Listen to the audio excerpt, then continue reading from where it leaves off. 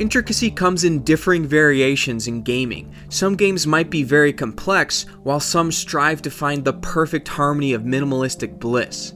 Aeon Command creates somewhat of a conundrum by attempting to find equilibrium of minimalistic complexity. It does this by mixing what are traditionally complex elements of real-time strategy games with extremely simple goals, gameplay mechanics, and story.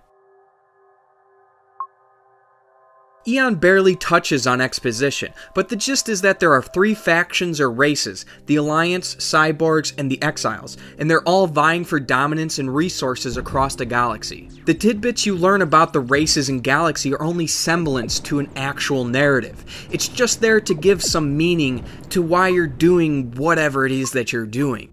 And what you're doing is very simple. You deploy ships into battle, or war if you will. Really, it's a tug of war. Aeon Command's gameplay is a battle across a linear plane of space. Your mothership is on one side of that linear space, and the enemy's is on the other. You must get to the opposing end of space and destroy their mothership. To achieve this, gameplay is comprised of slight real-time strategy elements and proper usage of gathered resources.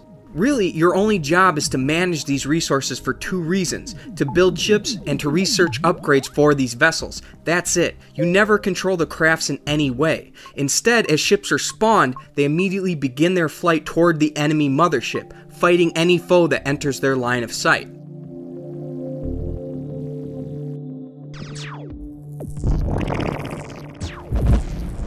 And if you need help figuring any of this out, well then the goals and gameplay can be ascertained through the really short tutorial. But the tutorial feels unnecessary because the main campaign itself feels a bit like a lesson plan. Each race's campaign is broke up into a series of missions, and as progression is made throughout the different stages, you'll unlock new ships and abilities during each mission, which will then be unlocked for all subsequent battles. And since the 3 campaigns teach you about all the different races, ships, and abilities and not much more, the single player campaign feels a bit like it's preparing you for something else. With that being the case, one might assume that the single player experience is just there to get you ready for the competitive multiplayer. Sadly, this is what the multiplayer usually looks like.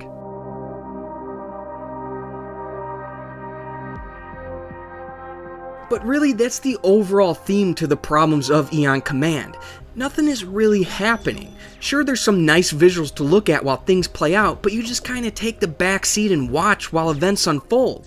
Part of what makes games so great is how interactive they are, and Aeon Command seems to forget that. It tries to be minimalistic by simplifying the complexities of an RTS to such a degree that it feels automated, instead of doing what games do best: fun and unique interactions, of which seem to be the real minimalistic aspects of Aeon Command.